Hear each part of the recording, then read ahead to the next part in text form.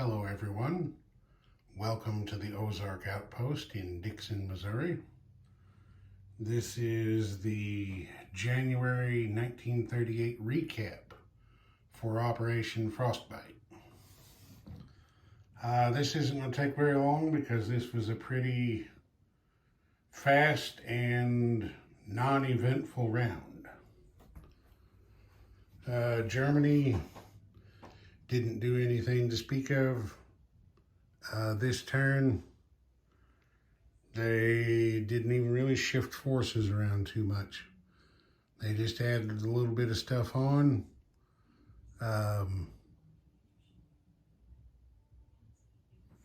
Soviets, the highlight of their turn was taking out the Japanese militia in northern Manchuria there. So as you can see now, Manchuria is wide open. I mean, if the Soviets decide they want to declare war in the Far East, they can walk in and take the whole thing. But we'll see what they have in mind. Other than that, the Soviets continued to consolidate themselves in European Russia. They've grouped their forces up into a couple of compact, either defensive or, given how far back they are from the frontier, more than likely counterattacking groups. They have abandoned Central Asia and just have two lone sentries down there in the Caucasus. Let's see who's up next. Japan. Japan was probably the highlight of the turn. They took Hunan down there in southern China. Of course, you can see KMT has taken it back. The Japanese also captured Nanking, what's generally considered the KMT capital. Tried to take out the Chi-Coms in Shenxi, but fell short. They knocked off a couple of militia, but at the cost of gutting their attacking force. That was pretty much it for them. The Commonwealth just did a little positioning and posturing. Nothing to write home about. They have produced their first fighter in Great Britain. And if that's the aspect of your turn that is noteworthy, then you're not doing a hell of a lot.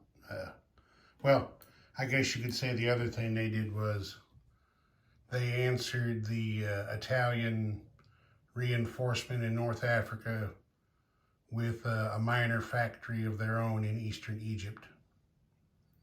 And since the Germans have sent a U-boat into the South Atlantic, the British responded with a seaplane in South Africa for some possible maritime air patrolling. And that's it for them. The United States, nothing worth mentioning. FEC and Anzac, no. So, once again, pretty much the highlight of the turn was the action here in Spain. And as you can see, for all real purposes, the Spanish Civil War is just about over. I mean, you've got an infantry here that can do the walk-in to take Andalusia. And then you've got 6 units to hit against the 4 militia in Catalonia. You've got mountain infantry will attack at a 2. Pair this artillery with another infantry that can attack at a 2. And you've only got 1 infantry rolling a 1. And of course your fighters are going to be rolling 6s. So that's just a question of how the dice fall, how that's going to come out.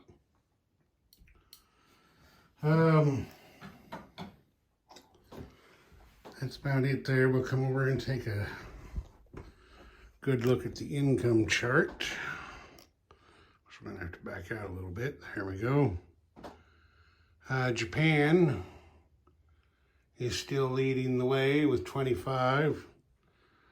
Germany's right on their heels. The 2 Chinas, their income has suffered to the improvement of the Japanese, and everybody else is pretty much just holding in place. Nobody's picking anything up. Over here on the tech charts, you see up there,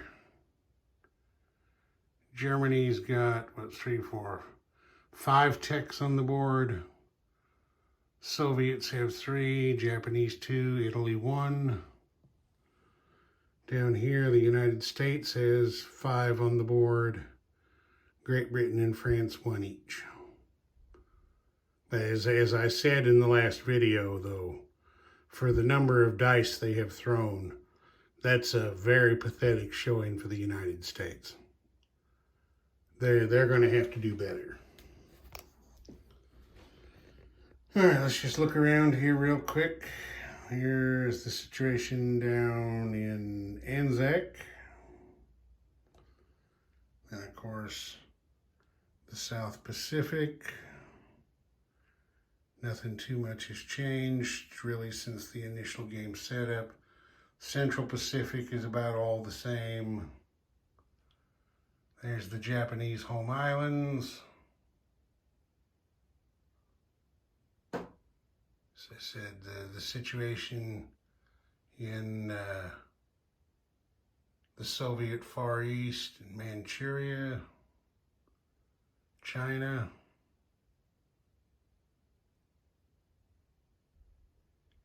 There's Southeast Asia. Nothing shaking there. India.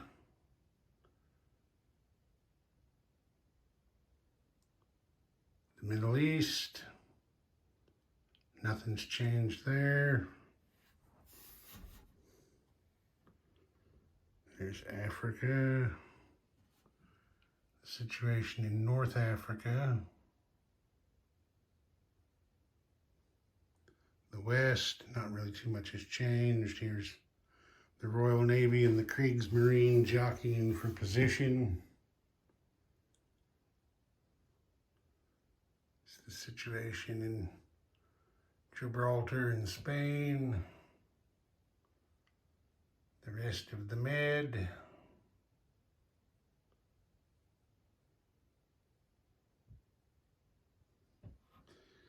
Nothing happening down in South America yet. That's just kind of sitting there waiting for something. Of course, nothing's changed in the United States because, as I said, they're income restricted and can't really do anything or move anything.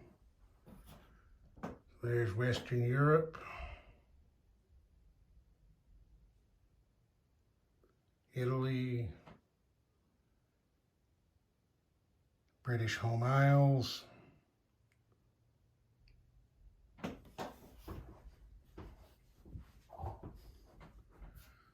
There's Germany.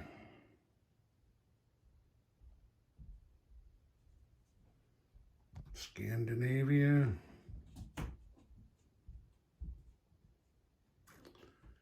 And the Soviet Union.